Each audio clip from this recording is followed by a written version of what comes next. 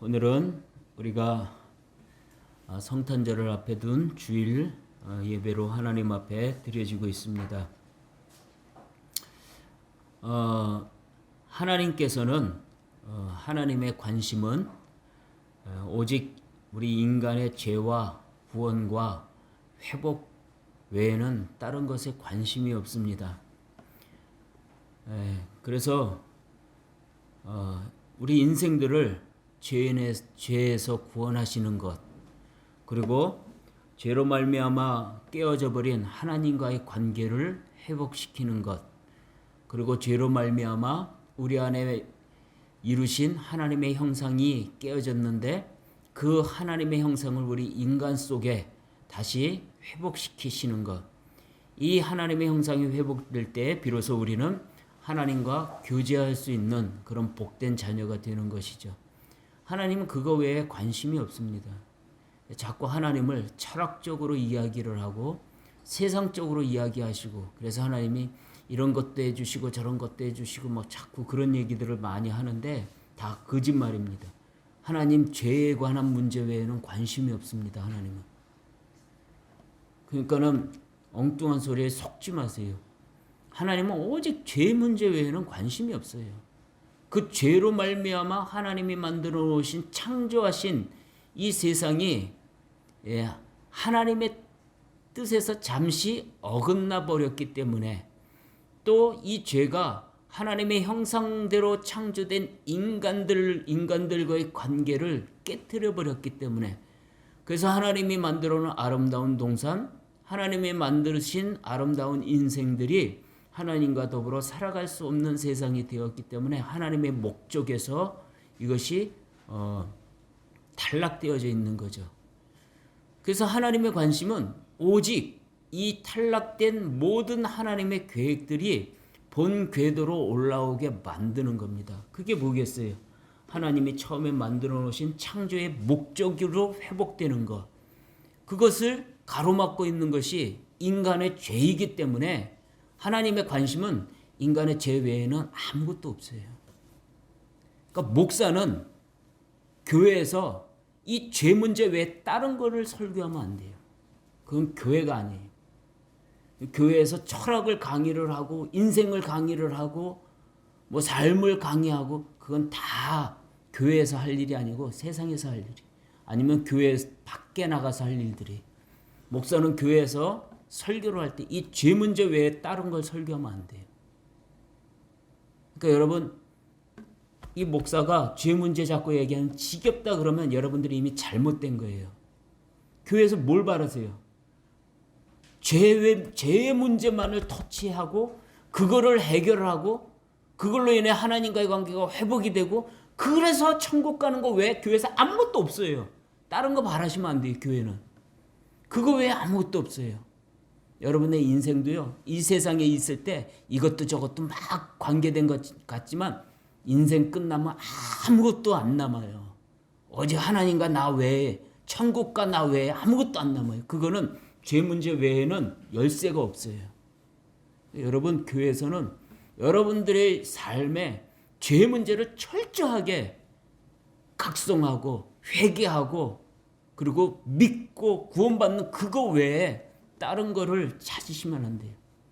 그걸 찾을 때 여러분들의 신앙생활을 바로 하는 거고, 그걸 못 찾으면 헛고생하는 거예요. 그렇게 살다 죽을 때 교회 뭐하러 다녀 이러고 죽어서 지옥 가는 거예요. 그러니까 그걸 꼭 찾으셔야 돼요. 교회에 오셔서 목사에게 그것을 들으셔야 돼요. 설교를 들을 때 그것을 찾아야 돼요. 하나님께 은혜를 받을 때 그것을 받으셔야 돼요. 오늘 우리가 읽은 이 성경에 보면 이 마리아의 이야기가 나와요. 예수님의 모친 마리아. 그래서 이 마리아가 어떤 상황이냐면 다윗의 후손인 그 족보의 후손인 요셉과 정혼한 사이예요. 그러니까 결혼하기로 약속된 상황이에요. 그러기 때문에 이 마리아는 순결하죠. 그런데 갑자기 천사가 나타나서 이 마리아에게 뭐라 그러면 수태고지를 해요. 네가 아이를 임신하게 되었다. 그러니까 마리아가 깜짝 놀라는 거죠. 아니, 나는 남자와 관계를 가진 적이 없는데 내가 어떻게 임신을 할 수가 있느냐. 아무리 천사지만 말도 안 되는 소리를 했다 이거죠.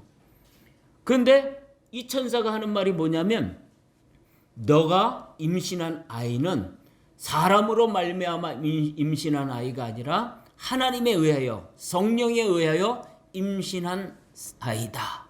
그런데 더 놀라운 건 뭐냐면 그 아이는 보통 인간이 아니라 하나님이 이 세상을 구원하시기 위하여 보내시기로 약속한 메시아, 즉 하나님이시다라고 천사가 이 마리아에게 알려주죠.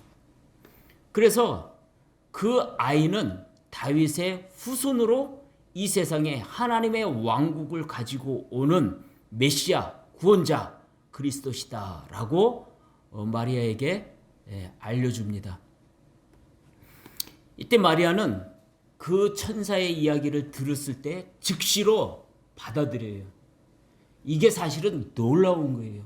도저히 받아들일 수가 없는 상황이고 그게 하나님이 설사 나에게 진짜로 그렇게 했다 하더라도 거절해야 할 상황인 거예요. 왜냐하면 정혼한 여자가 임신을 했다. 그 남자도 모르는 아이를 임신했다. 그러면 이 사람은 돌에 맞아 죽게 된단 말이에요. 그러니까 그걸 거절했어야 되고 그걸 받아들일 수 없는 상황이죠. 근데 마리아는 즉각 수긍해요. 순종을 해요. 받아들이고 그것을 인정을 해요. 그리고 천사가 가르쳐준 대로 그의 친족 중에 그 엘리사벳이 임신했다는 이야기를 듣고 엘리사벳에게로 올라가죠. 엘리사벳은 누구냐면 그 시대의 제사장의 그 제사장인 샤가랴의 아내예요. 오랫동안 아이를 낳지 못했는데 그랬는데 천사가 이 마리아에게 하는 말이 그 여자 임신했다. 그 나이 많은 여자가 임신했다고. 임신하지 못하는 여자가 임신했다. 알려준 거예요. 그래서 마리아가 그 엘리사벳에게 올라갑니다. 근데 그 마리아가 임신한 아이가 바로 예수님의 앞에서 예수님이 그 메시아의 앞에서 메시아가 오실 길을 예비하러 온 세례 요한, 그 요한이었던 거예요. 그래서 이 엘리사벳에게 올라가서 문안을 하니까 이 엘리사벳이 그 문안 소리를 듣고 뱃속에서 아이가 뛰노는 것을 느껴져. 그러면서 성령의 감동이 되어서 이 마리아에게 축복을 선언하죠. 그게 뭐예요? 네가 임신한 아이는 바로 하나님께서 이 인생들을 구원하시기 위하여 보내신 그분이시다. 그렇기 때문에 그 아이를 임신한 너는 가장 복된 여인이다 라고 축복의 말을 합니다. 여러분, 구원을 기다리는 사람에게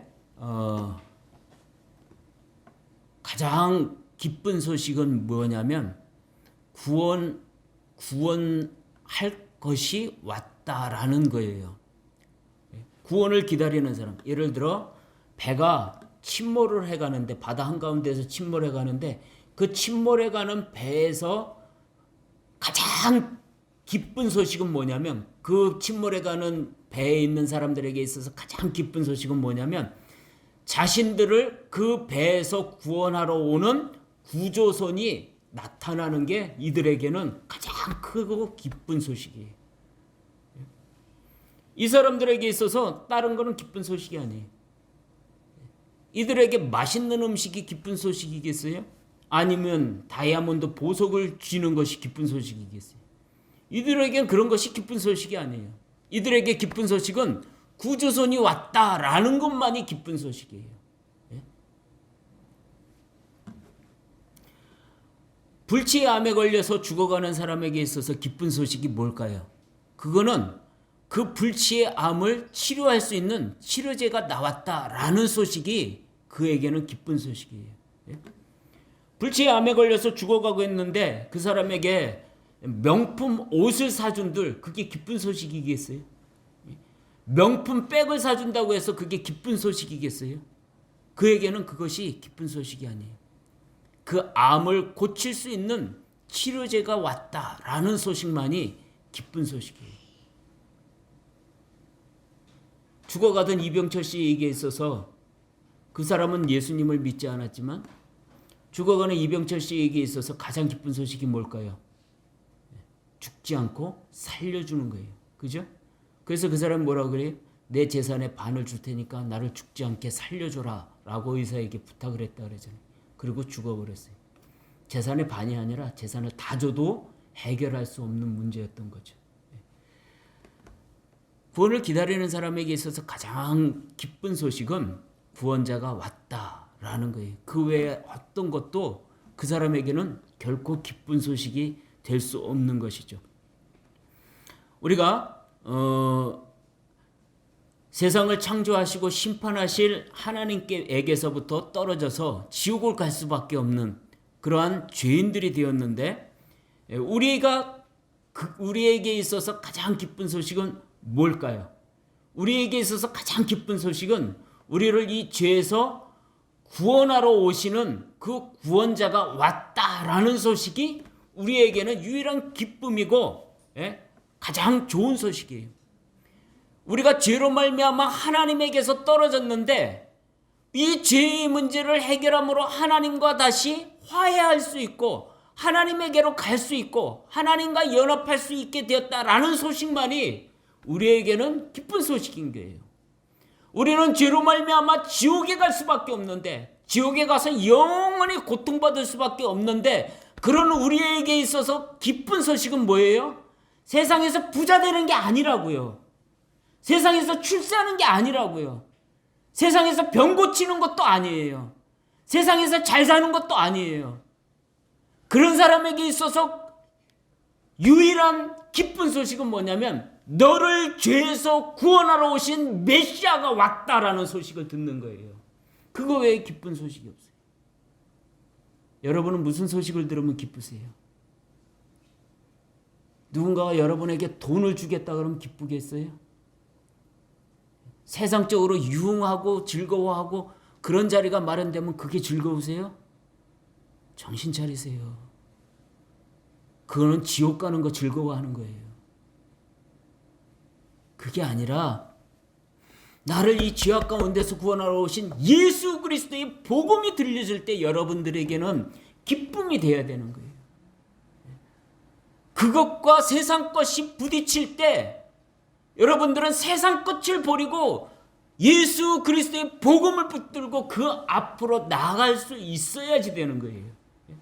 우리에게 있어서 기쁜 소식은 뭐냐면 우리를 이 죄에서 구원하시고 하나님과의 관계를 회복시키고 영원한 천국에 갈 수 있게 해주시는 메시아가 오셨다는 소식이 기쁜 거예요. 그 메시아를 믿을 수 있고 그 메시아 안에서 내가 구원을 받고 그 메시아 안에서 내가 하나님의 자녀가 되었다라는 이 사실만이 우리에게 유일한 기쁨이고 기쁨의 소식인 것이에요. 여러분, 이스라엘이 기다린 메시아는 뭘까요? 이스라엘 백성들은 지금 어떤 상황이냐면 나라가 망했어요. 그래서 로마의 그 세력에 의해서 그 식민지화 되어 있고 또 나라 자체가 말살을 당했어요. 그래서 이들에게 있어서 기쁜 소식은 뭘까요? 이 로마에게서 자유와 해방을 얻는 것, 우리는 그렇게 알고 있겠죠. 또 이 시대에 그것을 진정한 구원이라고 생각했던 사람들도 있었겠죠. 그러나 여러분, 이 이스라엘에는 그러한 사람들만 있는 것이 아니라 참으로 신앙으로 경건으로 또 하나님을 믿고 의지하는 그 믿음으로 살아가는 사람들이 더 많았는데 그 사람들에게 있어서 그들이 기다린 이 이스라엘의 구세주 메시아는 누구냐면은 바로 자신들을 이 죄악 가운데서 구원해서 하나님과의 관계를 회복시켜 줄 수 있는 그 하나님이 약속한 메시아가 오는 것이 이들에게 있어서는 유일한 기쁜 소식이에요. 이들은 그걸 알고 있어요.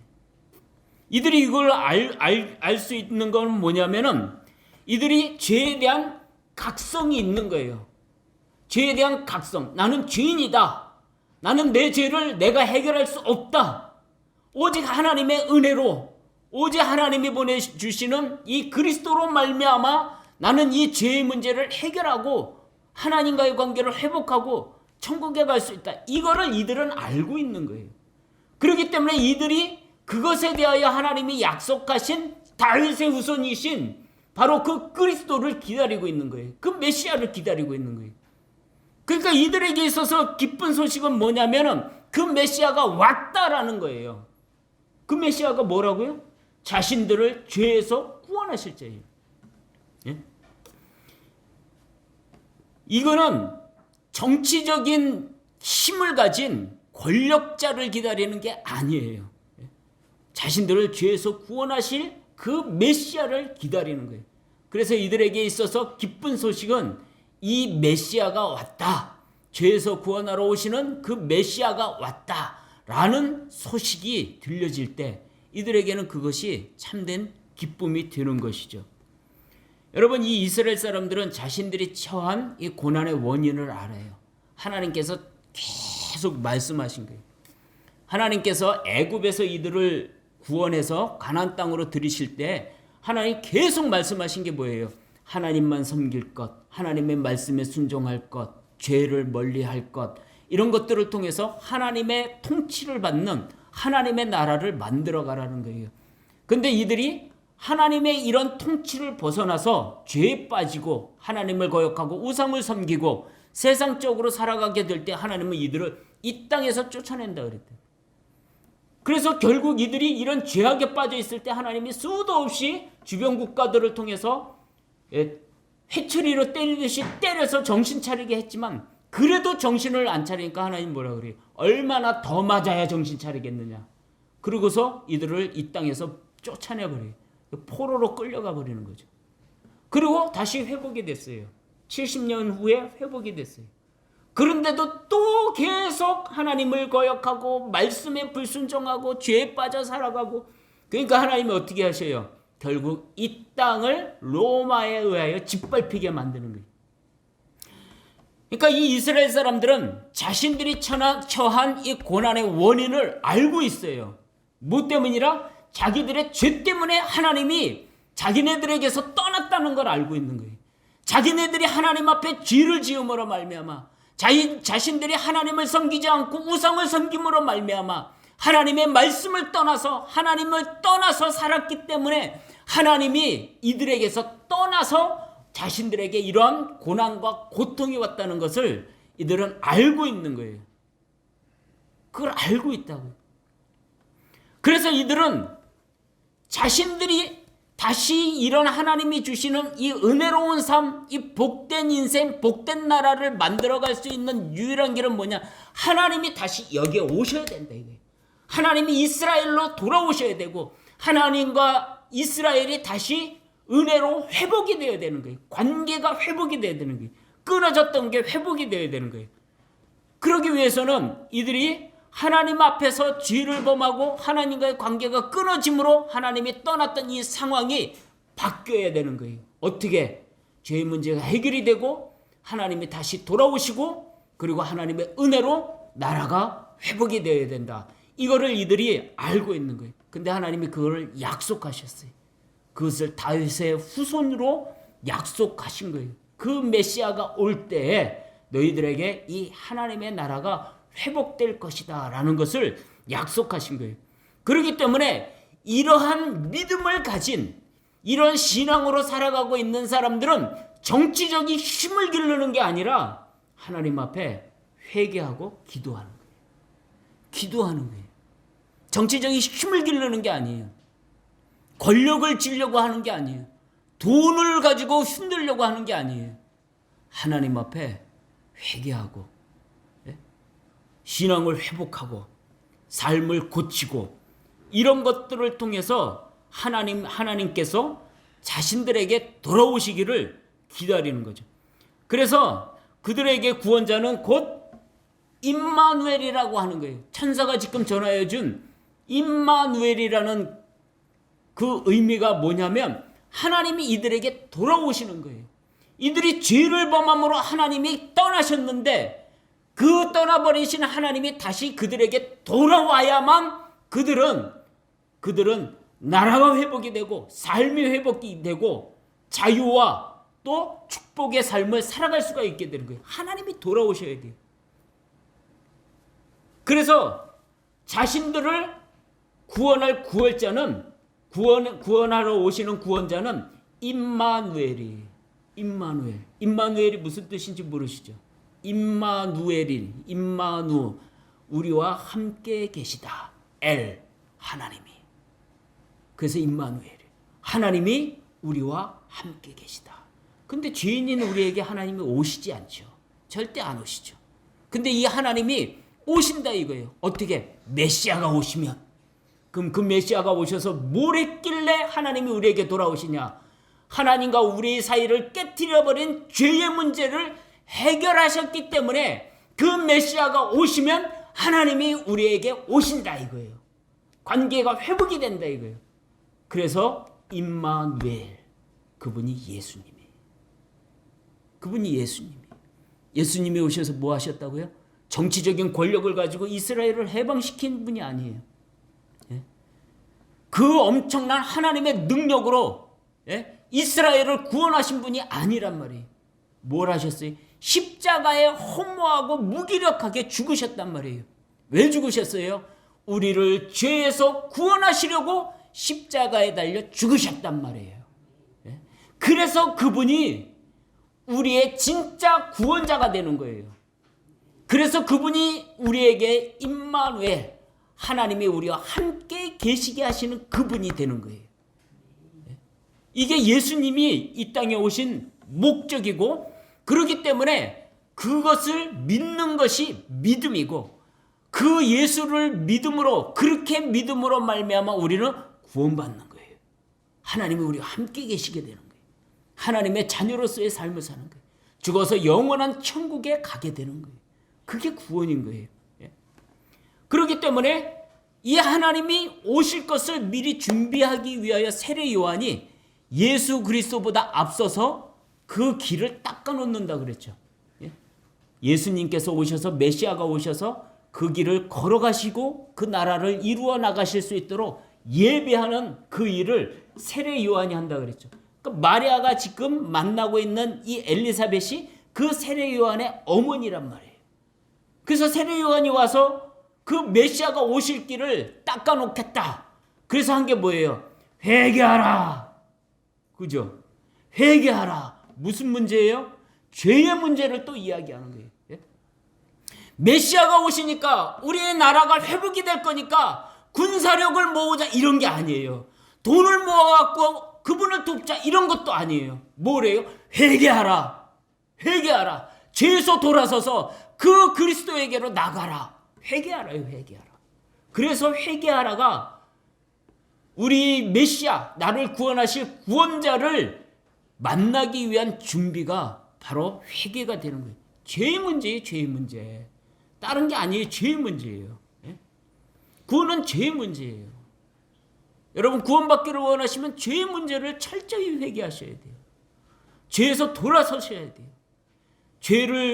죄 때문에 예수 그리스도를 믿으셔야 돼요. 내가 내 스스로 죄를 못 끊으니까, 내가 내 스스로 죄를 해결할 수 없으니까 예수 그리스도를 믿는 믿음으로 나가야 되는 거예요. 죄 때문이 죄예요. 여러분 이 시대에 예수 그리스도를 이 죄의 문제로 받아들이지 않는, 죄에서 구원하러 오신 메시아로 받아들이지 않는 세력들이 많이 있었어요. 바리새인도 그렇고 기존의 유대인 세력들도 그렇고, 그들은 이스라엘을 국가적으로, 이 영적인 것이 아니라 국가적으로 자유와 해방을 줄 메시아를 기다린 거예요. 그러니까 죄에서 구원하실 자로 메시아를 기다린 게 아니라 이러한 나라를 구원할 자로 메시아를 기다렸던 거예요. 그러니까 그들은 뭐래요? 회개를 안 해요. 자신들의 죄의 문제를 절대로 회개하지 않아요. 정치적으로, 권력적으로, 힘으로, 능력으로 자기네들에게 자유를 주고 로마의 그 압제에서 자유를 주고 그리고 나라를 국권을 회복시켜줄 그 힘있고 능력있고 정치적인 능력이 있는 그런 메시아를 기다렸던 거예요. 그러니까 이들에게 있어서 십자가에서 허무하게 무기력하게 죽으시는 예수님은 이들에게는 메시아가 될 수가 없는 거예요. 오늘날 이 땅의 교회들이 그렇게 신앙생활을 하고 있기 때문에 망하는 거예요. 이 나쁜 놈의 이 교회가 온 대한민국의 교회를 신앙을 타락을 시켜버리고 말씀에서 벗어나게 하고 구원에서 떨어지게 만들었단 말이에요. 잘 먹고 잘 살고 잘 되는 거, 병 고치는 거, 그게 예수님이 오신 목적이겠어요? 이 시대의 바리새인하고 다를 게 뭐가 있어요? 우리를 죄에서 구원하러 오신 예수 그리스도를 믿게 해야죠. 그 예수님을 구세주로 맡기 위하여 회개하는 신앙을 가르쳐야죠.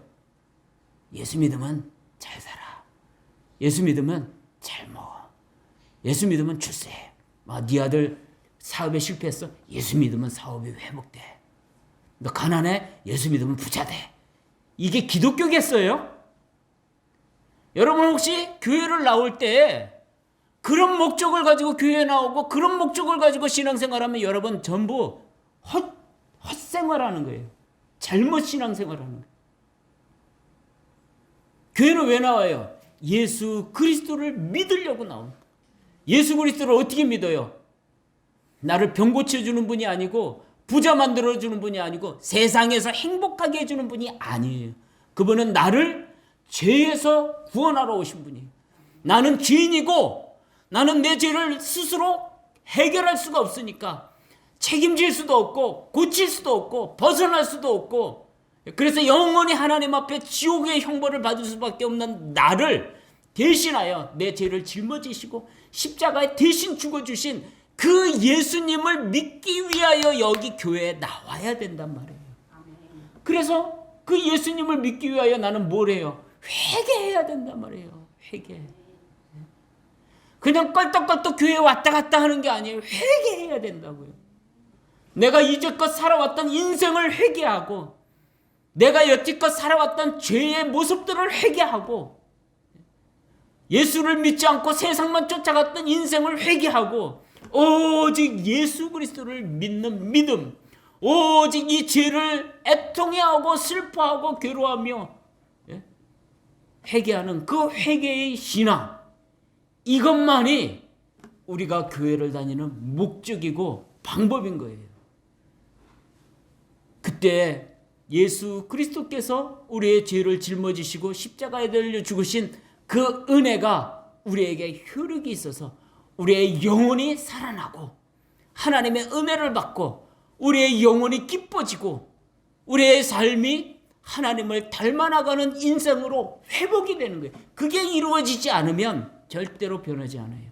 삶이 변하지도 않고 영혼이 변하지도 않아요. 교회를 10년, 20년 다녀도 전혀 기쁘지 않아요. 교회를 그렇게 열심히 다녀도 마음에 평안이 없어요. 세상에서 조금만 흔들면 넘어지고 세상에서 조금만 유혹하면 자빠지고 그런 인생을 악순환이 반복될 수밖에 없어요. 세상에서 조금만 좋은 얘기를 하면 거기로 홀랑 넘어가고 세상에서 나를 조금만 핍박하면 거기에 굴복하게 버리고 그러면서 인생을 망가뜨리며 사는 거예요.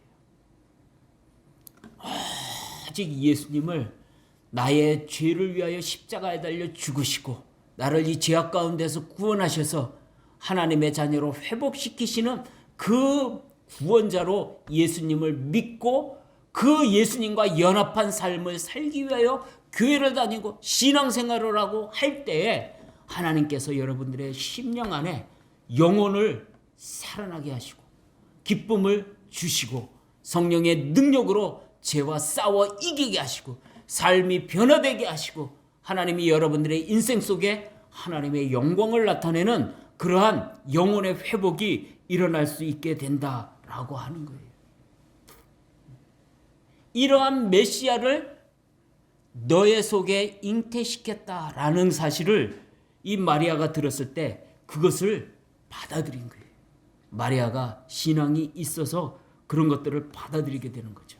그래서 이 마리아는 이러한 하나님의 놀라운 약속이 성취되는 일들에 자기가 도구가 되었다는 것에 기쁨을 가지고 순종을 해요.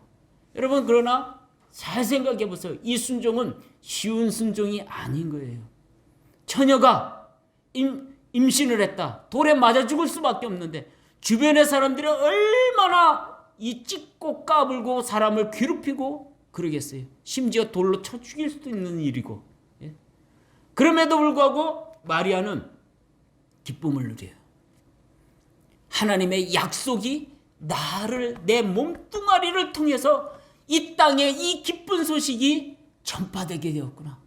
내 몸뚱아리를 통해서 하나님의 이 인류를 구원하는, 이 죄악에 빠져서 지옥에 갈 수밖에 없는 인생들을 구원하시는 구원자가 오게 되었구나라는 사실을 기쁨으로 받아들여요. 나 하나 죽어서, 나 하나 희생해서 하나님의 뜻이 이루어진다면 이것이 무슨 괴로움과 고통이겠는가? 기쁨이. 여러분들의 인생이 이러한 삶이 이루어져야 돼요. 여러분들이 정말로 예수 그리스도를, 나를 이 죄악 가운데서 구원하러 오신 구원자, 메시아로 여러분들이 믿고 구원을 받았다면 여러분들의 인생을 통하여 하나님의 뜻이 이루어질 수 있도록 아낌없이 드릴 수 있는 인생이 되어야 한다는 것이죠. 여러분, 이러한 사람들은 깨어 있어야 돼요. 정신 차려야 돼요. 세상이 유혹하는 대로 끌려다니고, 세상의 유흥에 그냥 이리 자빠지고 저리 자빠지고, 세상적인 욕정을 채우기 위하여 그거를 머릿속에 계획하고 그거를 그렇게 하기 위해서 사람들을 속이고 거짓말을 하고 그러면서 다니면은 여러분들은 꽝이에요. 꽝. 꽝 뭔지 아세요? 아무것도 아니에요. 아무것도 아니에요. 하나님의 은혜가 없어요. 하나님의 영광이 없어요. 하나님의 자녀로 복되지가 않아요. 잠깐 즐기는 그 기쁨, 즐거움, 그것이 나를 행복하게 해줄 것 같아요. 그 순간이 지나간 후에 내 영혼에 공허함이 밀려와요. 그 인생에 괴로움이 밀려올 거예요. 그리고 느닷없이 예수님이 이 세상에 오셔서 세상을 심판하시는 날, 그 예수님 앞에 결코 설 수 없는 부끄러운 인생이 될 수밖에 없는 거죠. 여러분, 우리는 이 예수님을 기다리는 사람들이에요. 예수님이 이 땅에 처음에 오셨을 때 우리의 죄를 짊어지시고 십자가에 달려 죽으신 후에 부활하시고 승천하셨어요. 그 주님이 하나님 보좌 우편으로 가시면서 약속하셨어요. 너희들이 본 그대로 다시 올 것이다. 우리는 재림하실 예수님을 기다리는 사람들입니다.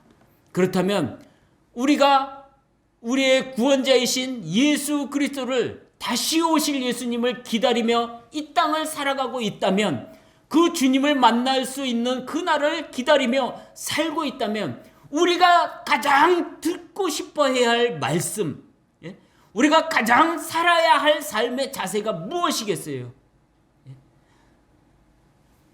바다 한가운데서 침몰해가는 사람이 거기에 그 어떤 즐거움과 기쁨과 좋은 것을 주더라도 그것이 그 사람에게는 기쁜 소식이 아니고 오직 구원선이 왔다는 소식만이 기쁜 소식이듯이, 우리가 이 땅에서 살아가는 동안 오직 예수님만이 우리에게 기쁨이 되어야 되는 거예요. 예수님과 함께 사는 인생만이 나에게 기쁨이 되어야 되는 거예요. 그래서 정말로 예수님이 오시는 날, 또는 내가 여기에서 어느 날 갑자기 죽어서 주님 앞에 서서 진짜 그 주님을 만나는 그 날에 우리가 정말 기뻐할 수 있는 인생이 되려면 우리는 이 땅에서 오직 예수님만 생각하며 살아야 돼요. 오직 예수님과 함께하는 인생을 살아야 돼요. 나의 구원자, 유일하신 구원자, 그 예수님만을 바라보며, 그 예수님만을 믿으며, 그 예수님을 기다리며, 그 예수님을 다시 만나는 날에 부끄럽지 않은 인생을 살아가기 위하여 믿음과 말씀에 순종하는 삶과 경건의 삶을 늘 깨어서 실천하며 살아야 돼요. 그래서 그러한 삶을 살려면 정신 차려야 돼요. 열이 끌려가고 저리 끌려가고 이거 좋다 저거 좋다 요것도 해볼까 저것도 해볼까. 그런데 속지 마세요. 귀신들이 여러분에게 속삭이는 그 속삭임에 속지 마세요. 베드로 사도의 말처럼 정신 차려 근신하세요. 하나님의 말씀을 읽으시고 하나님 앞에 기도하시고 죄의 습관과 유혹을 끊어버리시고 그때 하나님이 여러분들에게 세상에서 누릴 수 없는 큰 기쁨과 축복을 내려주실 것입니다.